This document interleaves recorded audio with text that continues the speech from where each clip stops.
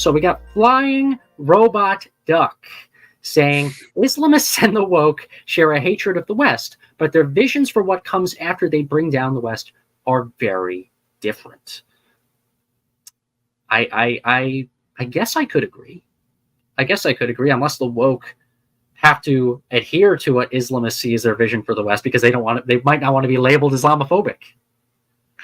The classic example of this is one that might be in the weeds, but for anyone that knows Tariq Ramadan is the grandson of Hassan al-Banna and was one of the leaders of sort of the neo-Islamist movement in the West, and was used as a resource for the British government, for the Swedish government, and a number in Europe. And he's written books on so-called Islamic reform, but he really did so from the position of apologetics for Islam and Islamism.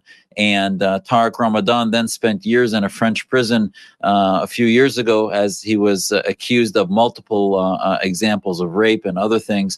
But at the end of the day, what happened was the European Socialist Workers' Party and the German Socialist Workers' Party they had worked with him initially, and then after they had worked with him said, this is the reason why the left and the socialists should not work with Tariq Ramadan. And they listed his misogyny against women. They listed his belief in Islamic governance and what happens with the gay community. They listed his belief in Islamic financing and a lot of the jizya concepts and on interest and other things. So at the end of the day, they had a website that had 40 reasons on it, and we see this everywhere. The Chinese Communist Party will work openly with the Islamists of Iran globally, and yet domestically they are terrorizing and genocidally treating the Uyghurs. And this is in a country in which you would be hardly able to find terrorist groups or Islamists within China itself.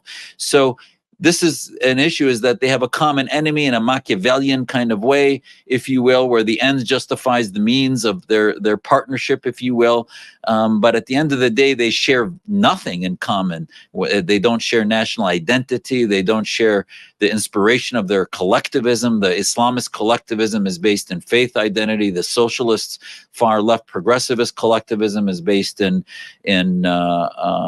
communal identity and anti-Westernism, if you will. So it's very different, and always they never end up working together once and you saw this in the Arab awakening, by the way, in Egypt, in Tunisia, and elsewhere. The Islamists, remember the millions that went to the streets in Cairo were 20-30 million against the Brotherhood, and it was 5 to 10 million that went to the streets against the dictator Mubarak.